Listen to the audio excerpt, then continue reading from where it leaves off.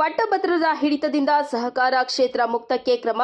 ಸಚಿವ ರಾಜಣ್ಣ 75 ಆಯಿತು, ಚುನಾವಣೆಗೆ ಸ್ಪರ್ಧಿಸಲ್ಲ, ಸಹಕಾರಿ ಸಕ್ರಿಯ ರಾಜಕಾರಣದಲ್ಲಿ ಇರುವೆ ಎಂದರು. ನಮ್ಮ ರಾಜ್ಯಕ್ಕೆ ಸಂಬಂಧಿಸಿದ 1959ರ ಸಹಕಾರ ಕ್ಷೇತ್ರದ ಕಾಯ್ದೆಗೆ ತಿದ್ದುಪಡಿಗಾಗಿ ಕೇಂದ್ರಕ್ಕೆ ಕಳಿಸಿರುವ ಅವಶ್ಯಕತೆ ಇಲ್ಲ. ಈ ಬಗ್ಗೆ ಚರ್ಚಿಸಿ ಕ್ರಮ ವಹಿಸಲಾಗುವುದು ಎಂದು ಸಹಕಾರ ಸಚಿವ ಕೆಎನ್ ರಾಜಣ್ಣ ಹೇಳಿದ್ದಾರೆ.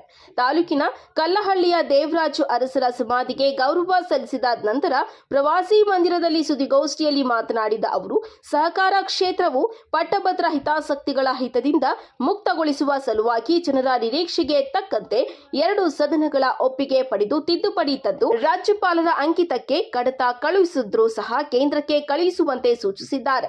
ಆದರೆ ಈ ತಿದ್ದುಪಡಿ ರಾಜ್ಯ ಸರ್ಕಾರದ ವ್ಯಾಪ್ತಿಗೆ ಬರುವುದರಿಂದ ಕೇಂದ್ರಕ್ಕೆ ಕಳುಹಿಸುವ ಅವಶ್ಯಕತೆ ಇಲ್ಲ. ಈ ಬಗ್ಗೆ ಚರ್ಚಿಸಿ ಕ್ರಮ ವಹಿಸಲಾಗುವುದು ಎಂದು ಹೇಳಿದ್ದಾರೆ. ಇನ್ನು ತಮಗೆ 75 ವಯಸ್ಸಾಗಿದ್ದು ಯುವಕರಿಗೆ ಆದ್ಯತೆ ನೀಡುವ ಸಲುವಾಗಿ ಮುಂಬರುವ ವಿಧಾನಸಭೆ ಚುನಾವಣೆಗೆ ಸ್ಪರ್ಧಿಸಲ್ಲ, ಆದರೆ ಸಹಕಾರ ಕ್ಷೇತ್ರ ಹಾಗೂ ರಾಜಕಾರಣದಲ್ಲಿ ಸಕ್ರಿಯನಾಗಿ ಇರುವೆ ಎಂದು ಸಚಿವ ರಾಜಣ್ಣ ಪ್ರಕಟಿಸಿದ್ದಾರೆ. ಸುದ್ದಿಗೋಷ್ಠಿಯಲ್ಲಿ ಮಾಜಿ ಶಾಸಕ ಎಚ್ಪಿ ಮಂಜುನಾಥ್, ಸಹಕಾರ ಇಲಾಖೆಯ ನಿವೃತ್ತ ಅಧಿಕಾರಿ ಮುರಳಿ, ಓಡಾ ಅಧ್ಯಕ್ಷ ಎಚ್ಪಿ ಅಮರನಾಥ್, ಬ್ಲಾಕ್ ಕಾಂಗ್ರೆಸ್ ಕಾರ್ಯಾಧ್ಯಕ್ಷ ಪುಟ್ಟರಾಜು, ಮುಖಂಡ ಕೆಂಪನಾಯಕ ಇದ್ದರು. ಏನು SC STಗಳಿಗೆ ರಿಸರ್ವೇಶನ್ ಮಾಡ್ತೀವಿ, ನಾವು ಆ ರಿಸರ್ವ್ಡ್ ಕ್ಯಾಂಡಿಡೇಟ್ ನಾವು ನಾಮಿನೇಷನ್ ಮಾಡ್ತೀವಿ ಗವರ್ನಮೆಂಟ್ನಿಂದ. ಅಸಿಸ್ಟೆಡ್ ಸೊಸೈಟಿಗೆ ಮಾತ್ರ ಮಾಡೋದು. ಏನು ಸರ್ಕಾರದಿಂದ ಯಾವುದೆಲ್ಲ ಅನುಕೂಲ ಪಡೆದಿದ್ದಾರೆ ಅಂತ ಸಂಸ್ಥೆಗಳಿಗೆ ನಾವು ನಾಮಿನೇಷನ್ ಮಾಡ್ತೀವಿ. ಎಲ್ಲ ಸೊಸೈಟಿಗೂ ಮಾಡೋದಿಲ್ಲ. ಈಗ ಬೇರೆ ಬೇರೆ ಭಾಗಗಳಲ್ಲಿ ಅವ್ರದ್ದೇ ಆದಂಥ ಒಂದು ಸಂಸ್ಥೆಗಳು ಕಟ್ಟಿರ್ತಾರೆ. ಅವರ ಶ್ರಮ ಅಲ್ಲಿ ನಾವು ಇಂಟರ್ಫಿಯರ್ ಮಾಡ್ತೀವಿ. ಇದು cooperative movement is A member driven organisations movement. ಆದ್ದರಿಂದ ನಾವು ಸರ್ಕಾರ ಎಲ್ಲಿ ಸರ್ಕಾರದ ಅಸಿಸ್ಟೆನ್ಸನ್ನು ತೆಗೆದುಕೊಂಡಿರ್ತಾರೆ ಅಂಥ ಕಡೆ ನಾವು ಸರ್ಕಾರದಿಂದ ಅಲ್ಲಿನ ಆಡಳಿತ ಮಂಡಳಿಗೆ ನಾಮಿನೇಷನ್ ಮಾಡ್ತಕ್ಕಂಥ ಉದ್ದೇಶ ಇತ್ತು. ಇದು ಹಿಂದೆ ಇದ್ದಂಥದ್ದೇ, ಹೊಸದೇನಿರಲಿಲ್ಲ. ಮಧ್ಯೆ ಒಂದು ಸ್ವಲ್ಪ ದಿವಸ ವೈದ್ಯನಾಥನ್ ರಿಪೋರ್ಟನ್ನೇ ಅದು ಕೈ ಬಿಡಲಾಗಿತ್ತು. ಈಗ ಮತ್ತೆ ರೀಇಂಟ್ರೊಡ್ಯೂಸ್ ಮಾಡ್ತಾ ಇದ್ವಿ. ಅದನ್ನು ಇವರು ನಾನು ಒಪ್ಪೋದಿಲ್ಲ, ಇದು ಆಡಳಿತ ಮಂಡಳಿಗೆ ಅವ್ರನ್ನ ನಾಮಿನೇಟ್ ಮಾಡಿದ್ರೆ ಅಲ್ಲಿನ ಇದು ಈಕ್ವೇಷನ್ ಚೇಂಜ್ ಆಗುತ್ತೆ. ನಮ್ಮ ಉದ್ದೇಶ ಏನಂದರೆ, ಏನು ಸಹಕಾರಿ ಆಂದೋಲನ ಏನಿದೆ ಇದು ಕೆಲವು ಜನರ ಅಲ್ಲಿ ಅದು ಆಡಳಿತ ಇರ್ಬೋದು, ಅಲ್ಲಿ ಸದಸ್ಯರು ಇರ್ಬೋದು, ಅವರೇ ಕೇಂದ್ರೀಕೃತ ಆಗಿರ್ತಾರೆ. ಆ ಒಂದು ಹಿನ್ನೆಲೆಯಲ್ಲಿ ಈ ಸಮುದಾಯಗಳು ಕೂಡ ಅವರಿಗೆ ಅವಕಾಶ ದೊರಕಲಿ. ಇದು ಯಾರೋ ಕೆಲವರ ಆಂದೋಲನ ಆಗದೆ ಇದು ಜನರ ಆಂದೋಲನ ಆಗಬೇಕು. ನಮ್ಮ ಸಹಕಾರಿ ಇಲಾಖೆ ಸಹಕಾರಿ ಮೂವ್ಮೆಂಟ್ ಅಂತಕ್ಕಂಥದ್ದು ಈ ಏನಿದೆ ಸಹಕಾರಿ ಮೂವ್ಮೆಂಟ್, ಅದು ಎಲ್ಲ ಜನರು ಅದರಲ್ಲಿ ಒಳಗೊಳ್ಬೇಕು.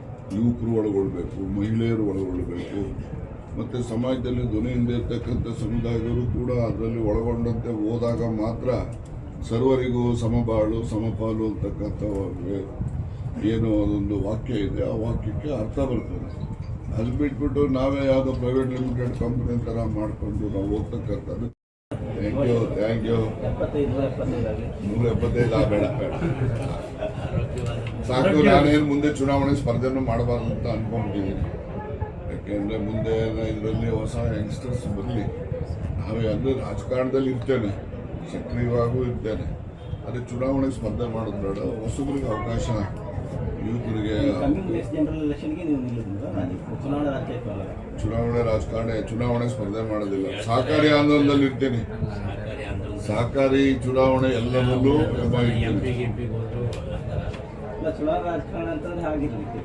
ನಾನು ಸಹಕಾರಿ ಚುನಾವಣೆಗಳು ಮಾಡ್ತೇನೆ. ಬೇರೆ ರಾಜಕೀಯದಲ್ಲೂ ಕೂಡ ಸಕ್ರಿಯವಾಗಿರ್ತೇನೆ. ಬಟ್ ರಾಜಕೀಯದಲ್ಲಿ ಆ ಚುನಾವಣೆಗಳಿಗೆ ಹೋಗಬಾರ್ದು ಅಂತಕ್ಕಂಥ. ಯಾಕೆಂದರೆ ನನಗೆ ಗೊತ್ತಾಗ್ತದೆ ಒಮ್ಮೊಮ್ಮೆ ನಮ್ಮ ವೀಕ್ನೆಸ್ ಏನು ಅಂತೇಳಿ. ಮೊದಲು ನಾನು ಕೆಲಸ ಮಾಡ್ತಕ್ಕಂಥದ್ದು, ಈಗ ನಾನು ಕೆಲಸ ಮಾಡೋ ಪ್ರಯತ್ನ ಮಾಡಿದಾಗ ನಮಗೆ ಈ ಏಜ್ ರಿಲೇಟೆಡ್ ಡೆಫಿಷಿಯನ್ಸೀಸ್ ಎಲ್ಲ ಇರ್ತವೆ. ನಾವು ಎಷ್ಟು ವರ್ಷ ಈಗ ಇನ್ನು 2.5 ವರ್ಷ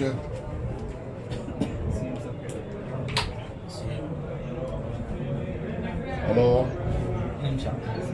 ನಮಸ್ಕಾರ ರೀಇಂಟ್ರೊಡ್ಯೂಸ್ ಮಾಡೋದು. ಈಗ CCA ಕಾಮನ್ ಕೇಡರ್ ಅಂತ ಅಂತೇನೆ, ಅದನ್ನ ಅದೇ ರೀತಿ ಬೇರೆ ರಾಜ್ಯಗಳಲ್ಲಿ ಈಗಾಗಲೇ ಮತ್ತೆ ರೀಇಂಟ್ರೊಡ್ಯೂಸ್ ಮಾಡಿದರೆ ಚಾಲ್ತಿನಲ್ಲೂ ಇದೆ. ಅಪಾಯಿಂಟ್ಮೆಂಟ್ ಮಾಡೋರು ಕಾಮನ್ ಕೇಡರ್ ಅಥಾರಿಟಿ ಅವರೇ, ಅವ್ರ ಮೇಲೆ ಡಿಸಿಪ್ಲಿನರಿ ಆಕ್ಷನ್ ತಗೊಳ್ಳೋರು ಅವರೇ ಇದ್ದಾರೆ. ಇವತ್ತಿನ ಇದರಲ್ಲಿ ಈ ಕೋಟಿಗಟ್ಟಲೆ ಹಣ ಕೊಡೋ ಇನ್ಸ್ಟಿಟ್ಯೂಷನ್ ಬ್ಯಾಂಕ್ ಅವರು, ಅಲ್ಲಿ ಕಂಟ್ರೋಲ್ ಎಲ್ಲ ಅವರ ಮ್ಯಾನೇಜ್ಮೆಂಟ್, ಸೊಸೈಟಿ ಮ್ಯಾನೇಜ್ಮೆಂಟ್ಗೆ ಅಂತೇಳಿ ಇರ್ತಕ್ಕಂಥದ್ದು ಕಾನೂನು ಇದೆ. ಅದನ್ನು ತಿದ್ದುಪಡಿ ಮಾಡಲಿಕ್ಕೆ common cadre authority that is 128 reintroduce ಮಾಡಿ ಗವರ್ನರ್ ಕಳಿಸ್ತೀನಿ. ಗವರ್ನರ್ ಕೂಡ ಅದಕ್ಕೆ ಅಸೆಂಟ್ ಕೊಟ್ಟಿದ್ದಾರೆ. ನಾವು ನೋಟಿಫೈ ಮಾಡಬೇಕು ಅನ್ನೋವಾಗ ಈ ಸೌತ್ ಕನ್ನಡ ಕಡೆಯವರು ಸೆಕ್ರೆಟರಿಗಳು ಹೋಗಿ ಆ ಎಂಟೈರ್ ಲೆಜಿಸ್ಲೇಷನ್ನೇ ಸ್ಕ್ವಾಶ್ ಮಾಡಿಸಿದ್ರು. ನಾವು ರಿಟ್ ಅಪೀಲು ಕೂಡ ಹಾಕಿದ್ದೀವಿ. ರಿಟ್ ಅಪೀಲ್ನಲ್ಲಿ ಬೇರೆ ಬೇರೆ ಬ್ಯಾಂಕ್ನವರು ನಾವೆಲ್ಲ ಕೋಟಿಗಟ್ಟಲೆ ಅಡ್ವಾನ್ಸ್ ಮಾಡ್ತಿದ್ರು ಸೊಸೈಟಿ, ಅಲ್ಲಿ ಈ ಥರ ಕಂಟ್ರೋಲ್ ಇಲ್ಲ ಅಂತ ಹೇಳಿದ್ರೆ ನಮ್ಮ ಹಣ ನಾವು ಕೊಡೋದಿಲ್ಲ ಮುಂದೆ, ಹಾಗೆ ಹೀಗೆ ಅಂತ ಹೇಳಿ ಎಲ್ಲರೂ ಕೂಡ ಇನ್ಕ್ಲೂಡಿಂಗ್ ಅಪ್ಲಿಕೇಶನ್ ಹಾಕೊಂಡು ರಿಟ್ ಅಪೀಲಲ್ಲಿ ಇದ್ದಾರೆ. ಮೊನ್ನೆ ಫೈನಲ್ ಅದು ಜೂನ್ 2ಕ್ಕೆ ನಮ್ಮ 5ಕ್ಕೇನೋ ಅದು ಲಿಸ್ಟ್ ಆಗಿದೆ. ಆದಷ್ಟು ಜಾಗ್ರತೆ ಮುಂದಿನ ತಿಂಗಳಲ್ಲಿ ಅದಕ್ಕೆ ಒಂದು ಕಾಯಕಲ್ಪ ಮಾಡ್ತೇವೆ. ಧರ್ಮಾಪುರ ಒಂದೆಲ್ಲ ಅನ್ಗೋಡು ಕೋಟಿ ಮಿಸ್ಆಪರೇಷನ್ ಆಗಿದೆ. ಫುಟ್ಮಾದಮ್ ಅಂತ ಅವರು ಸುತ್ತೋಗಿದ್ದಾರೆ. ಅವ್ರ ಎಫೆಕ್ಟ್ ಉಪಯೋಗಿಸಿ 2 ಲಕ್ಷ ತಗೊಂಡಿತ್ತು ಸಾಲ. ನಾವೆಲ್ಲ ಹೋಗಿ ಗಲಾಟೆ ಮಾಡಿದ್ರೆ ಕಂಪ್ಲೇಂಟ್ ಕೊಡ್ತಾರೆ. ಬಂದು ನಮ್ಮ ಅಣ್ಣನ ಮೇಲೆಲ್ಲ FIR ಮಾಡಿದ್ರು. ಅವ್ರು ಇನ್ನೊಬ್ಬ ಜೊತೆ ಬಂದವ್ರಿಗೆ ಸೆಕ್ರೆಟರಿಗೆ ಅಟ್ರಾಸಿಟಿ ಕೇಸ್ ಬುಕ್ ಮಾಡಿಸಿದ್ರು. ಆ ಹಿಂದಿನ ಸೆಕ್ರೆಟರಿ ನಾರಾಯಣ ಈ ಥರ ಎಲ್ಲ ಆಗಿದೆ ಸರ್. ನಮ್ಮದೇ ಸ್ವಂತ. ಈಗ ಸಂತೋಷ ಯಾರಿಗಾದ್ರು ನಮ್ಮ ಇಲಾಖೆಗೆ ಬರ್ದಿದ್ದೀರಾ? ಎಲ್ಲ ಬರ್ದಿದೆ ಸರ್, ಇಲಾಖೆ ಬರ್ದಿದೆ ಸರ್. ಏನಾಗಿದೆ? 60 ಜನ 64 ಎನ್ಕ್ವೈರಿ 65 ಎನ್ಕ್ವೈರಿ ಮಾಡ್ತೀನಿ. ಸಿಂಗಲ್ ಕೇಸ್ ಕೂಡ ಹಾಕಿಸ್ತೀನಿ. 12 ಸೊಸೈಟಿಗಳು ಮಾತ್ರ. ಇದೆಲ್ಲ ಹೈಕೋರ್ಟಲ್ಲಿ ಹೋಗಿ ಎಲಿಜಿಬಿಲಿಟಿ ಮಾಡಿದ್ದಾರೆ. ಎಲಿಜಿಬಲ್ ಇರೋದನ್ನ ಇನ್ಎಲಿಜಿಬಲ್ ಮಾಡಿರ್ತಕ್ಕಂಥ ಜಡ್ಜ್ಮೆಂಟ್ಸ್ಗಳೆಲ್ಲ ನಿಮ್ಮ ಗಮನದಲ್ಲೂ ಇದಾವೆ. ನನಗೆ ಕೇಳೋ ನಾನು ಉತ್ತರ ಏನು ಹೇಳಿ ಸರ್? ಈ ಓಕೆ, ಥ್ಯಾಂಕ್ ಯು. ಕೋಆಪರೇಟಿವ್ ಅಧ್ಯಕ್ಷರು ಉಪಾಧ್ಯಕ್ಷರಿಗೆ ಯಾಕೆ ಸರ್ ಮೀಸಲಾತಿ? ಗ್ರಾಮ ಪಂಚಾಯತಿನಲ್ಲಿ ಅಧ್ಯಕ್ಷರು ಉಪಾಧ್ಯಕ್ಷರು